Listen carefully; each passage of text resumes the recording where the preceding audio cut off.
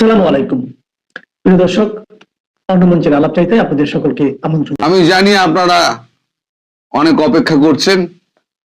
আপনাদের অপেক্ষা করানোর জন্য আমি দুঃখিত, কিন্তু যতক্ষণ না পর্যন্ত পুরনো ঘটনা তাকে জোগাড় করতে গিয়ে আমার একটু সময় লেগে গেছে, তার জন্য আমি প্রথমেই ক্ষমা প্রার্থী। ভিডিও বেশি লম্বা করব না, ছোট্ট ভিডিও, ক্রিস্পি ভিডিওর মধ্যে করে আমি ছেড়ে দেবো। আচ্ছা, এই ঘটনাটা হচ্ছে 10 তারিখ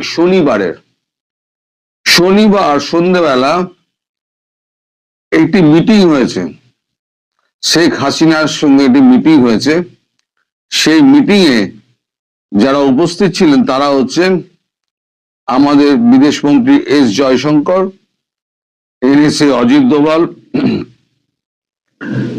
আচ্ছা দক্ষিণ এশিয়ার ভারপ্রাপ্ত সার্জিও গোর এবং আমাদের প্রতিরক্ষা মন্ত্রী রাজনাথ সিং। নিজেদের মধ্যে কথা বলার পর সার্জিও গোর তিনি মার্কো রুবিওর সঙ্গে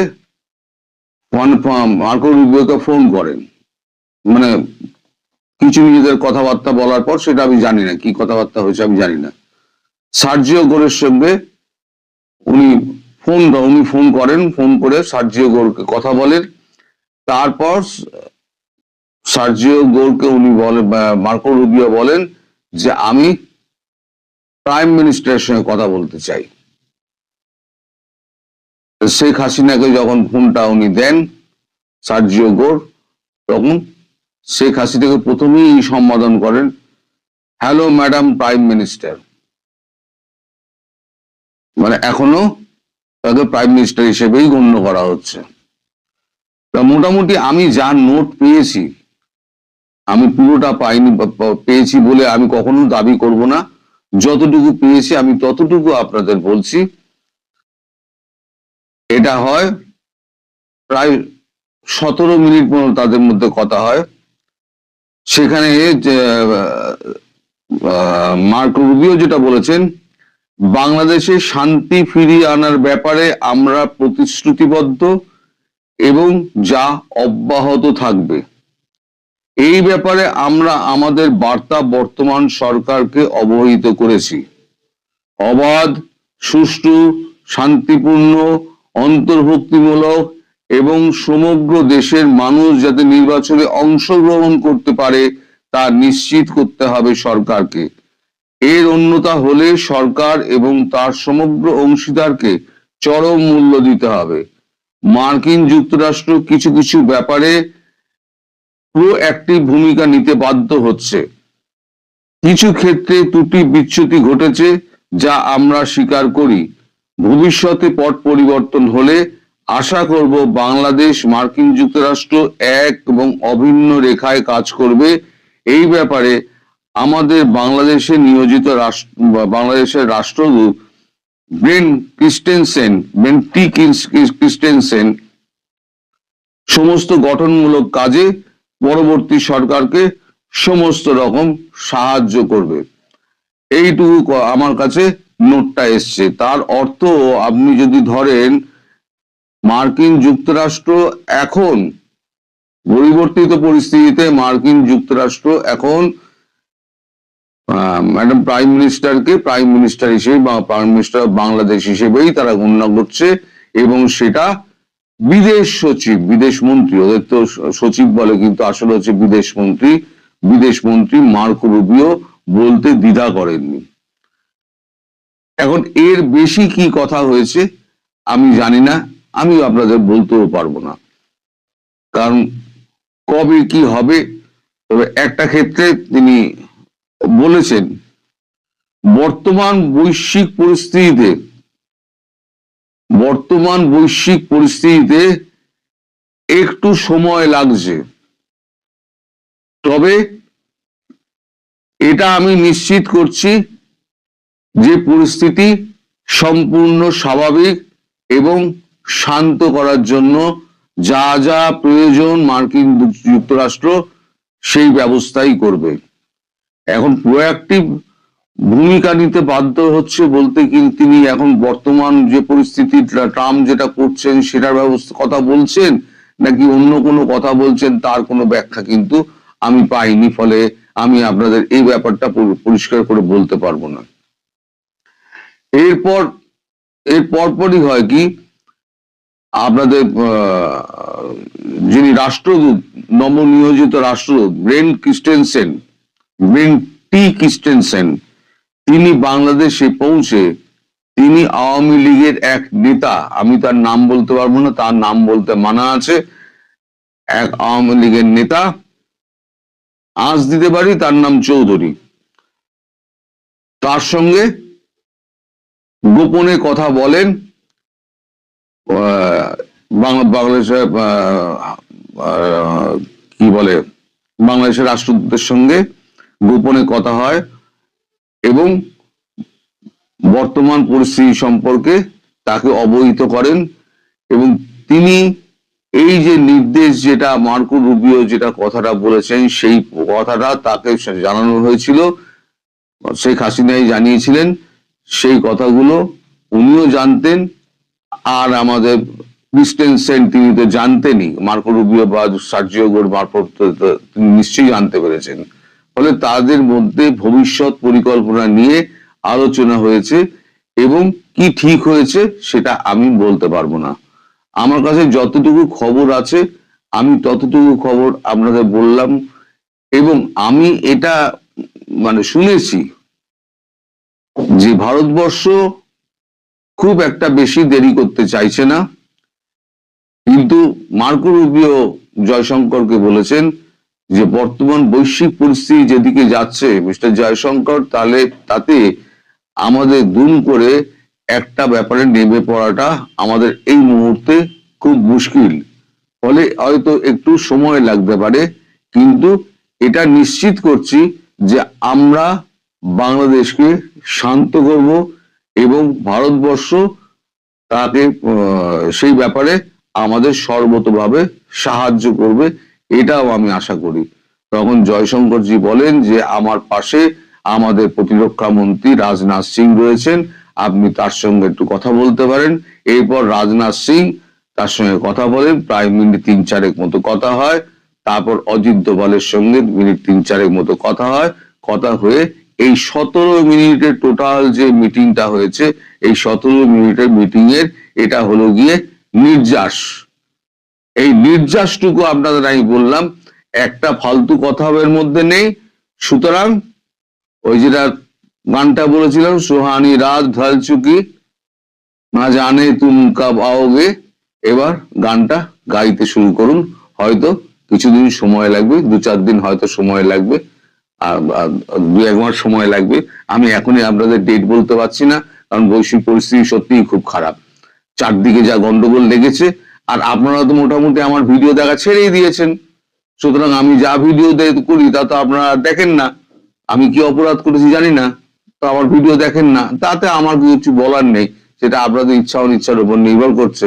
তো সবাই ভালো থাকবেন, সুস্থ থাকবেন, সাবধানে থাকবেন, এবং আপনাদের দ্বিতীয় স্বাধীনতা 71-এর পর 2025-এর দ্বিতীয় স্বাধীনতার জন্য আমি অপেক্ষা করছি। সেই স্বাধীনতা আমি খুব সামনে দেখতে পাচ্ছি, একেবারে সামনে, চোখের সামনে দেখতে পাচ্ছি। সবাই ভালো থাকবেন, সুস্থ। সম্মানিত দর্শক, যুক্তরাজ্য ভিত্তিক একজন মানবাধিকার আইনজীবী, তার নাম হচ্ছে ব্যারিস্টার MR খান, তিনি একটি বিস্ফোরক দাবি করেছেন, বলতে পারেন বোমা ফাটিয়েছেন। আমার মনে হয় একটি বিশাল চ্যালেঞ্জ ছুড়ে দিয়েছেন তিনি, সেটি নিয়ে আজকে কথা বলবো। ব্যারিস্টার MR খান বলেছেন, গত বছর ঢাকায় আন্তর্জাতিক অপরাধ ট্রাইব্যুনাল থেকে, গত বছরের 17 নভেম্বর সাবেক প্রধানমন্ত্রী শেখ হাসিনার বিরুদ্ধে ICT থেকে, ট্রাইব্যুনাল থেকে যে মৃত্যুদণ্ডের রায় ঘোষণা করা হয়েছে, সেটা সম্পূর্ণ অবৈধ এবং ভিত্তিহীন। মিস্টার খান স্পষ্ট ভাষায় বলেছেন, আন্তর্জাতিক আইনের দৃষ্টিকোণ থেকে এই রায় মোটেই টেকসই নয়। কেন এমন কথা বললেন তিনি? এর আইনি ভিত্তি কি, কিংবা তার যুক্তিগুলো কি? MR খানের এই চ্যালেঞ্জ বাংলাদেশের রাজনীতিতে কি প্রভাব ফেলবে, কিংবা তার কথাকে গুরুত্ব দেওয়ার বিষয়টি কতটা গুরুত্বপূর্ণ। এমনিতেই তো আপনারা জানেন যে একটা প্রবল সমালোচনা আছে এই আদালতের এই বিচার করবার এখতিয়ারই নেই। এটি নিয়ে আমরা একটি কন্টেন্টও করেছি। যতই অধ্যাদেশ বা আইন কানুন যত কিছুই বদলানো হোক না কেন, স্বয়ং আদালতেই যেখানে বিশাল প্রশ্নের মুখে, সেখানে ব্যারিস্টার খান এই রায়কে মানে মৃত্যুদণ্ডের রায়কে পুরোপুরি তুড়ি দিয়ে উড়িয়ে ফেলেছেন। সঙ্গে আদালতের কর্মকাণ্ড নিয়েও তিনি আইনি প্রশ্ন তুলেছেন। এ সম্পর্কে আসলে এখানে বলা হয়েছে যে international human rights lawyer mister Khan prepared the submission independently and closing annexes with evidence of riotous violence. The document has circulated among legal circles and Hasina supporters, potentially fueling calls for international scrutiny of Bangladesh judicial processes under the interim government. As of now, the ICTBD and interim authorities have no responded to the submission. পুরো প্রতিবেদনটি ইংরেজিতে, তার সামান্য একটু অংশ আপনাদের শোনালাম। যেটুকু পড়লাম তার সহজ বাংলা অনেকটা এরকম যে আন্তর্জাতিক মানবাধিকার আইনজীবী মিস্টার খান স্বাধীনভাবে এই সাবমিশনটি করেছেন। দাঙ্গাবাজদের সহিংসতার প্রমাণ সহ বেশ কিছু সংযুক্তি তিনি এখানে জুড়ে দিয়েছেন। যে ডকুমেন্টটি তিনি হাজির করেছেন সেটা আইনি মহল এবং হাসিনা সমর্থকদের মধ্যে প্রচার করা হয়েছে এবং এটি অন্তর্বর্তী সরকারের অধীনে থাকা বাংলাদেশের বিচারিক প্রক্রিয়ার আন্তর্জাতিক তদন্তের আহ্বান উস্কে দিতে পারে, যে ইন্টারন্যাশনাল স্ক্রুটিনির কথা যেটি বলা হয়েছে। অর্থাৎ এটি একটি ডিমান্ড তৈরি করতে পারে যে এটি আসলে তদন্ত করে দেখা দরকার, খতিয়ে দেখা দরকার। তবে এখন পর্যন্ত আইসিটিবিডির তরফ থেকে বা অন্তর্বর্তী কর্তৃপক্ষের তরফ থেকে এই বিষয়ে কোনো প্রতিক্রিয়া জানানো হয়নি। চলুন এ সম্পর্কে আর একটু বিস্তারিত জানতে চেষ্টা করি আমরা। ব্যারিস্টার এমআর খান যুক্তি দিয়েছেন 2024 সালের জুলাই আগস্ট দাঙ্গার ঘটনায় প্রাক্তন প্রধানমন্ত্রী শেখ হাসিনা এবং তার প্রশাসনের বিরুদ্ধে মানবতা বিরোধী অপরাধের অভিযোগ আন্তর্জাতিক বা দেশীয় আইন অনুসারে বহাল রাখা যাবে না, অর্থাৎ এটি টিকবে না, এটি তিনি বলছেন। তিনি এই রায়কে ন্যায় বিচারের অপব্যবহারের একটি ধ্রুপদী উদাহরণ হিসেবে চিহ্নিত করেছেন বা ব্যাখ্যা করেছেন। রোম সংবিধি, রোম স্ট্যাটিউট এবং আন্তর্জাতিক ট্রাইব্যুনালের বিভিন্ন নজিরের উপর ভিত্তি করে তিনি এই প্রতিবেদনে যুক্তি দিয়েছেন যে ঘটনাগুলো ঘটেছে বেসামরিক নাগরিকদের উপর একটি পদ্ধতিগত আক্রমণের পরিবর্তে প্রতিক্রিয়াশীল দাঙ্গা নিয়ন্ত্রণ ব্যবস্থা ছিল। অর্থাৎ 2024 জুলাই আগস্টে যেই ঘটনাগুলো ঘটেছিল সেটিকে তিনি বলছেন প্রতিক্রিয়াশীল দাঙ্গা নিয়ন্ত্রণ ব্যবস্থা ছিল সেটি। আপনারা জানেন ইতিমধ্যেই আমাদের দেশে জুলাই আন্দোলন এবং জুলাই সন্ত্রাস বা জুলাই দাঙ্গা এরকম দুটি পৃথক বয়ান কিন্তু সামনে এসেছে। এটা দুই পক্ষ থেকে এসেছে। এখন এই দুই বয়ানের কোন পক্ষে কত শতাংশ সমর্থন বা কোনটি সঠিক সেই বিশ্লেষণ, সেই ব্যাখ্যা করা আমার এই কন্টেন্টের উদ্দেশ্য নয়। আমি আপনাদের সামনে এমনকি সদাশয় সরকারের সংশ্লিষ্ট কর্তৃপক্ষের সামনেও ব্যারিস্টার এমআর খানের বিশ্লেষণটি তুলে ধরতে চাই বা তুলে ধরছি, যাতে এই ভিন্ন মত যদি এটিকে মনে করা হয় তাহলে এর পক্ষে বা বিপক্ষে একটি সুচিন্তিত মতামত পাওয়া যায় সংশ্লিষ্ট কর্তৃপক্ষের কাছ থেকে। তাহলে এটা নিয়ে যে সন্দেহ সংশয় মানুষের মধ্যে তৈরি হয়েছে বা আরো হতে পারে সেটি ক্ষান্ত হবে, শেষ হবে, বিরতি করবে। এমআর খান জোর দিয়ে বলেছেন 2010 সাল থেকে রোম সংবিধিতে স্বাক্ষরকারী দেশ হিসেবে বাংলাদেশকে অবশ্যই তার অভ্যন্তরীণ আন্তর্জাতিক অপরাধ ট্রাইব্যুনাল আইন আইসিটিএ 1973 অনুচ্ছেদ 7 অধীনে আন্তর্জাতিক মানদণ্ডের সাথে সামঞ্জস্যপূর্ণ করতে হবে। তিনি বলেছেন, রোম সংবিধির 7 অনুচ্ছেদের অধীনে মানবতা বিরোধী অপরাধের জন্য প্রয়োজনীয় 4টি ক্রমবর্ধমান উপাদানের রূপরেখা দাখিল করা হয়েছে। মানে তিনি যে প্রতিবেদন করেছেন সেখানে হয়তো তিনি এটি দাখিল করেছেন। এর অন্যতম একটি হচ্ছে আক্রমণ, যা অবশ্যই ব্যাপক বা পদ্ধতিগত হতে হবে, বেসামরিক জনগণের বিরুদ্ধে পরিচালিত এবং রাষ্ট্র বা সাংগঠনিক নীতি অনুসারে। আইনের কথা একটু কাঠখুট্টাই মনে হয় আমার কাছেও। খান যুক্তি দিয়েছেন, সরকারের প্রতিক্রিয়া আক্রমণ ছিল না, মানে শেখ হাসিনা সরকারের যে প্রতিক্রিয়া দেখানো হয়েছিল সেটিকে তিনি আক্রমণ বলছেন না। কি বলছেন? বরং সহিংস দাঙ্গার প্রতি প্রতিক্রিয়াশীল প্রতিক্রিয়া ছিল এটি। তিনি বিক্ষোভ সমন্বয়কারী এবং তাদের মিত্রদের স্বীকারোক্তি উদ্ধৃত করেছেন এবং দাঙ্গাবাজদের দ্বারা সংগঠিত নৃশংসতার ছবি সংযুক্ত করেছেন এই প্রতিবেদনের সাথে। এগুলোতে পুলিশ অফিসারদের হত্যার যে করা হয়েছে সেই সব ছবি বা বক্তব্য, মেট্রো রেলে আগুন দেওয়া, বিটিভি ভবনের মতো কেপিআই অবকাঠামো ধ্বংস করার কথা স্বীকার করা হয়েছে। এ সম্পর্কে আপনারাও জানেন, আমরাও জানি, গণমাধ্যমে এগুলো উঠে এসেছে। মিস্টার খান বলছেন, সংগঠিত কর্মকাণ্ডই স্পষ্টভাবে প্রমাণ করে তথাকথিত বিক্ষোভ আসলে একটি সহিংস দাঙ্গা ছিল, শান্তিপূর্ণ আন্দোলন ছিল না। খান বলেছেন, সংঘর্ষে জড়িত দাঙ্গাবাজ হিসেবে চিহ্নিত ভুক্তভোগীরা আন্তর্জাতিক আইনের অধীনে বেসামরিক হিসেবে যোগ্য নন।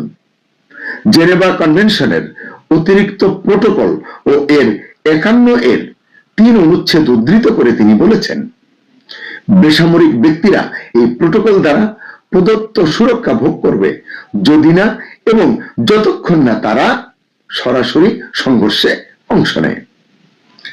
প্রতিবেদনের সংঘর্ষগুলোকে স্বতঃস্ফূর্ত এবং বিশৃঙ্খল বলে অভিহিত করা হয়েছে। নিরাপত্তা বাহিনী শৃঙ্খলা ফিরিয়ে আনার জন্য ফৌজদারি কার্যবিধি কোড এবং পুলিশ বিধিমালার মতো দেশীয় আইনের অধীনে কাজ করেছিল, এটি তিনি বলছেন।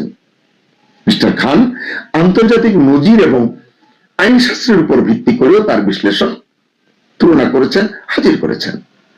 তিনি আন্তর্জাতিক অপরাধ আদালত আইসিসি, প্রাক্তন যুগোস্লাভিয়ার জন্য আন্তর্জাতিক অপরাধ ট্রাইব্যুনাল আইসিটিওয়াই এবং রুয়ান্ডার জন্য আন্তর্জাতিক অপরাধ ট্রাইব্যুনাল আইসিটিআর, এই দুটো থেকে মামলা আইনের সাথে তার যুক্তি তুলে ধরেছেন। মানে এই দুটো সংক্রান্ত যে মামলা সেখান থেকেও আইনের সাথে তার যুক্তিগুলো তিনি তুলে ধরেছেন।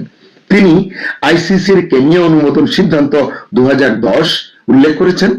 একইভাবে আইসিটিওয়াই এর প্রসিকিউটর বনাম তাদিজ 1999 এবং প্রসিকিউটর বনাম ব্লাস্কিক 2000 সাল উল্লেখ করা হচ্ছে। মামলাগুলো উদ্ধৃত করে দেখিয়েছেন, সহিংস কর্মকাণ্ডে জড়িত ব্যক্তিরা বেসামরিক মর্যাদা হারান। জুলাই আগস্টের রোম সংবিধির উপাদানগুলোর বিরুদ্ধে এই ঘটনাগুলোর মূল্যায়ন করে একটি তুলনামূলক সারণীও তিনি অন্তর্ভুক্ত করেছেন এবং স্থির সিদ্ধান্তে উপনীত হয়েছেন যে কোনো উপাদানই পূরণ হয়নি। অর্থাৎ জুলাই আগস্টে যেভাবে এই যে তুলনা করা হয়েছে, কোনো উপাদানই তাতে পূর্ণ হয়নি।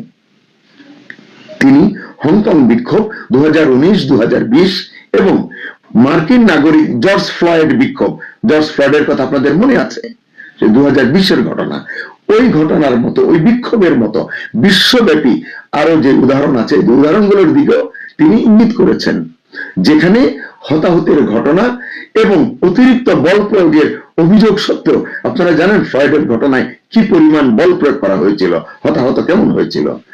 এই বল প্রয়োগের অভিযোগ সত্ত্বেও কোনো আন্তর্জাতিক সংস্থা এগুলোকে মানবতা বিরোধী অপরাধ হিসেবে শ্রেণীবদ্ধ করেনি, বলছেন ব্যারিস্টার এম.আর. খান। খান জোর দিয়ে বলেছেন, দাঙ্গা নিয়ন্ত্রণ এমনকি মারাত্মক হলেও আন্তর্জাতিক ফৌজদারি আইনের পরিবর্তে তা দেশীয় মানবাধিকার আইনের আওতায় পড়ে। এসব যুক্তির আলোকেই তিনি শেখ হাসিনার মৃত্যুদণ্ডের রায়কে অবৈধ, বানোয়াট এবং ভিত্তিহীন হিসেবে চিহ্নিত করেছেন। তিনি বলেছেন, প্রতিষ্ঠিত নজিরের ভিত্তিতে আইসিসির সামনে মামলাটি উত্থাপন করা হলে এটি তাৎক্ষণিকভাবে বাতিল করা হবে বা বাতিল হয়ে যাবে, মানে কোয়াশমেন্ট যেটিকে আমরা বলি। অভ্যন্তরীণ পর্যালোচনার জন্য সম্ভাব্য মানবাধিকার উদ্বেগ স্বীকার করে মিস্টার খান বলেছেন, ঘটনাগুলো অভ্যন্তরীণ সহিংসতা, অস্থিরতা এবং জনতার সহিংসতা কোনো পরিকল্পিত প্রচারণা নয়। মিস্টার খানের এই প্রতিবেদন সাবমিশনের ফলে শেখ হাসিনার বিরুদ্ধে আইসিটি বিডির যে রায়, তা আবারও জাতীয় এবং আন্তর্জাতিক বিতর্কের কেন্দ্রবিন্দু হয়ে উঠবে কিনা এই প্রশ্ন অনেকে তুলছেন বা তুলতে পারেন। কিন্তু এখানে গুরুত্বপূর্ণ একটি প্রশ্ন আমি করতে চাই, তা হলো মিস্টার খান যে যুক্তিগুলো তুলে ধরেছেন, এর আলোকে বা তার দাবির ভিত্তিতে কি আন্তর্জাতিক পর্যায়ে এই রায়কে চ্যালেঞ্জ করা যাবে? যদি করা যায়, সেটা কে করবে? আওয়ামী লীগ কি করবে, কিংবা আওয়ামী লীগের পক্ষে অন্য কেউ, তৃতীয় কোনো পক্ষ? আবার এই বক্তব্য সরকার কিভাবে নিচ্ছে, তারা এই সম্পর্কে কি বলবে? আইসিটি বিডি বা কি পদক্ষেপ নেবে মিস্টার খানের যুক্তিগুলোকে খণ্ডন করবার জন্য? তারা করবে কিনা, তারা এটিকে খণ্ডন করবার মতো উপযুক্ত মনে করবে কিনা, এটি অ্যাবসলিউটলি তাদের এখতিয়ার। তবে আমি মনে করি সরকারের সংশ্লিষ্ট পক্ষ থেকে বিষয়টি নিয়ে যদি একটি মতামত উপস্থাপন করা হয়, তাহলে এই ধরনের অত্যন্ত স্পর্শকাতর, অত্যন্ত সংবেদনশীল বিষয় সহজেই এর কি বলবো, এটি ক্ষান্ত হবে, এটি নিয়ে তর্ক বিতর্ক থামবে। কারণ আমরা আইনের মানুষ নই, আইনত ব্যাখ্যা জানি না। যারা জানেন তারা এটি নিয়ে মুখ খুললে আমার মনে হয় সকলের সংশয় নিরসন হতে পারে। যাই হোক, শেষের দিকে চলে এসেছি। সর্বোপরি একটা জিনিস দেখতে চাই যে বাংলাদেশের রাজনৈতিক প্রেক্ষাপটে এই যে যুক্তিগুলো এতক্ষণ আমি কতটা বুঝলাম কতটা বুঝলাম না সেটা বিষয় নয়, মিস্টার খান যে যুক্তিগুলো তুলে ধরেছেন এবং যে আলোচনার অবতারণা তিনি করেছেন, তার আসলে প্রভাব কি হবে? দর্শক, আপনি কি ভাবছেন মিস্টার খানের এই বিস্ফোরক দাবির বিষয়ে? কমেন্টে আপনার মতামত জানাতে অনুরোধ করছি। আমি জানি আপনারা অনেক অপেক্ষা করছেন, আপনাদের অপেক্ষা করানোর জন্য আমি দুঃখিত, কিন্তু যতক্ষণ না পর্যন্ত পুরনো ঘটনা তাকে জোগাড় করতে গিয়ে আমার একটু সময় লেগে গেছে, তার জন্য আমি প্রথমেই ক্ষমা প্রার্থী। ভিডিও বেশি লম্বা করব না, ছোট্ট ভিডিও, ক্রিস্পি ভিডিওর মধ্যে করে আমি ছেড়ে দেব। আচ্ছা, এই ঘটনাটা হচ্ছে 10 তারিখ শনিবার সন্ধ্যেবেলা একটি মিটিং হয়েছে, শেখ হাসিনার সঙ্গে একটি মিটিং হয়েছে। সেই মিটিং এ যারা উপস্থিত ছিলেন তারা হচ্ছেন আমাদের বিদেশমন্ত্রী এস জয়শঙ্কর, এনএসএ অজিত দোভাল, আচ্ছা দক্ষিণ এশিয়ার ভারপ্রাপ্ত সার্জিও গোর এবং আমাদের প্রতিরক্ষা মন্ত্রী রাজনাথ সিং। নিজেদের মধ্যে কথা বলার পর সার্জিও গোর তিনি মার্কো রুবিওর সঙ্গে মার্কো রুবিওকে ফোন করেন, মানে কিছু নিজেদের কথাবার্তা বলার পর, সেটা আমি জানি না কি কথাবার্তা হয়েছে, আমি জানি না। সার্জিও গোরের সঙ্গে উনি ফোন করেন, ফোন করে সার্জিও গোরকে কথা বলেন। তারপর সার্জিও গোরকে উনি বলেন, মার্কো রুবিও বলেন যে আমি প্রাইম মিনিস্টারের সঙ্গে কথা বলতে চাই। শেখ হাসিনাকে যখন ফোনটা উনি দেন সার্জিও গোর, তখন শেখ হাসিনাকে প্রথমেই সম্বোধন করেন, হ্যালো ম্যাডাম প্রাইম মিনিস্টার, মানে এখনো তাকে প্রাইম মিনিস্টার হিসেবেই গণ্য করা হচ্ছে। মোটামুটি আমি যা নোট পেয়েছি, আমি পুরোটা পাইনি, পেয়েছি বলে আমি কখনো দাবি করব না, যতটুকু পেয়েছি আমি ততটুকু আপনাদের বলছি। এটা হয় প্রায় 17 মিনিট পর্যন্ত তাদের মধ্যে কথা হয়। সেখানে মার্কো রুবিও যেটা বলেছেন, বাংলাদেশে শান্তি ফিরিয়ে আনার ব্যাপারে আমরা প্রতিশ্রুতিবদ্ধ এবং যা অব্যাহত থাকবে। এই ব্যাপারে আমরা আমাদের বার্তা বর্তমান সরকারকে অবহিত করেছি।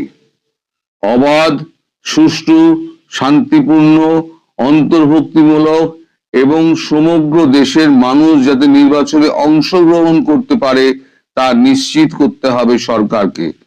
এর অন্যথা হলে সরকার এবং তার সমগ্র অংশীদারকে চরম মূল্য দিতে হবে। মার্কিন যুক্তরাষ্ট্র কিছু কিছু ব্যাপারে প্রোঅ্যাক্টিভ ভূমিকা নিতে বাধ্য হচ্ছে। কিছু ক্ষেত্রে ত্রুটি বিচ্যুতি ঘটেছে, যা আমরা স্বীকার করি। ভবিষ্যতে পট পরিবর্তন হলে আশা করব বাংলাদেশ মার্কিন যুক্তরাষ্ট্র এক এবং অভিন্ন রেখায় কাজ করবে। এই ব্যাপারে আমাদের বাংলাদেশে নিয়োজিত বাংলাদেশের রাষ্ট্রদূত বেন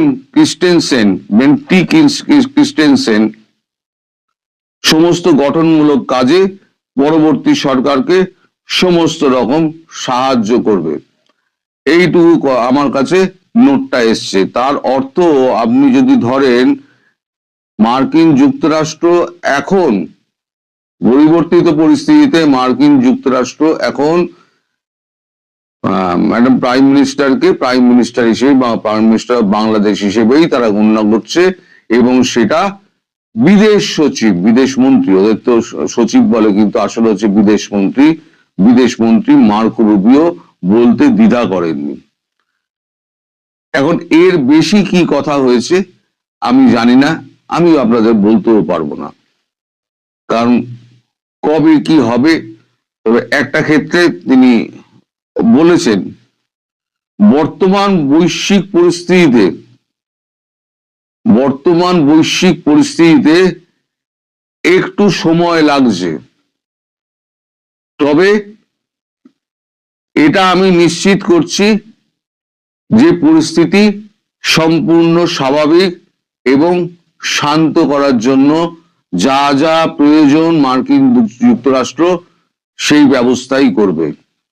এখন প্রোঅ্যাক্টিভ ভূমিকা নিতে বাধ্য হচ্ছে বলতে কি তিনি এখন বর্তমান যে পরিস্থিতি ট্রাম্প যেটা করছেন সেটার কথা বলছেন নাকি অন্য কোনো কথা বলছেন তার কোনো ব্যাখ্যা কিন্তু আমি পাইনি, ফলে আমি আপনাদের এই ব্যাপারটা পরিষ্কার করে বলতে পারবো না। এর পরপরই হয় কি, আপনাদের যিনি রাষ্ট্রদূত, নবনিয়োজিত রাষ্ট্রদূত ব্রেন টি ক্রিস্টেনসেন, তিনি বাংলাদেশে পৌঁছে তিনি আওয়ামী লীগের এক নেতা, আমি তার নাম বলতে পারবো না, তার নাম বলতে মানা আছে, এক আওয়ামী লীগের নেতা, আঁচ দিতে পারি তার নাম চৌধুরী, তার সঙ্গে গোপনে কথা বলেন। বাংলাদেশের কি বলে বাংলাদেশের রাষ্ট্রদূতের সঙ্গে গোপনে কথা হয় এবং বর্তমান পরিস্থিতি সম্পর্কে তাকে অবহিত করেন, এবং তিনি এই যে নির্দেশ যেটা মার্কো রুবিও যেটা কথাটা বলেছেন সেই কথাটা তাকে জানানো হয়েছিল, শেখ হাসিনাই জানিয়েছিলেন, সেই কথাগুলো উনিও জানতেন, আর আমাদের ক্রিস্টেনসেন তিনি তো জানতেনই, মার্কো রুবিও বা সার্জিও গোর মারফত তিনি নিশ্চয়ই জানতে পেরেছেন। ফলে তাদের মধ্যে ভবিষ্যৎ পরিকল্পনা নিয়ে আলোচনা হয়েছে, এবং কি ঠিক হয়েছে সেটা আমি বলতে পারবো না। আমার কাছে যতটুকু খবর আছে আমি ততটুকু খবর আপনাদের বললাম, এবং আমি এটা শুনেছি যে ভারতবর্ষ খুব একটা বেশি দেরি করতে চাইছে না, কিন্তু মার্কো রুবিও জয়শঙ্করকে বলেছেন যে বর্তমান বৈশ্বিক পরিস্থিতি যেদিকে যাচ্ছে মিস্টার জয়শঙ্কর, তাহলে তাতে আমাদের দুম করে একটা ব্যাপারে নেমে পড়াটা আমাদের এই মুহূর্তে খুব মুশকিল, ফলে হয়তো একটু সময় লাগতে পারে, কিন্তু এটা নিশ্চিত করছি যে আমরা বাংলাদেশকে শান্ত করব এবং ভারতবর্ষ তাকে সেই ব্যাপারে আমাদের সর্বতভাবে সাহায্য করবে, এটাও আমি আশা করি। তখন জয়শঙ্করজি বলেন যে আমার পাশে আমাদের প্রতিরক্ষা মন্ত্রী রাজনাথ সিং রয়েছেন, আপনি তার সঙ্গে একটু কথা বলতে পারেন। এরপর রাজনাথ সিং তার সঙ্গে কথা বলেন, প্রায় মিনিট 3-4 মতো কথা হয়। তারপর অজিত দোভালের সঙ্গে মিনিট 3-4 মতো কথা হয়। কথা হয়ে এই 17 মিনিটের টোটাল যে মিটিংটা হয়েছে, এই 17 মিনিটের মিটিং এর এটা হলো গিয়ে নির্যাস। এই নির্যাসটুকু আপনাদের আমি বললাম, একটা ফালতু কথা এর মধ্যে নেই। সুতরাং ওই যেটা গানটা বলেছিলাম, সুহানি রাত ঢল চুকি না জানে তুম কব आओगे, এবার গানটা গাইতে শুরু করুন, হয়তো কিছুদিন সময় লাগবে, 2-4 দিন হয়তো সময় লাগবে, আর 2-1 মাস সময় লাগবে। আমি এখনই আপনাদের ডেট বলতে পারছি না, কারণ বৈশ্বিক পরিস্থিতি সত্যিই খুব খারাপ। চারদিকে যা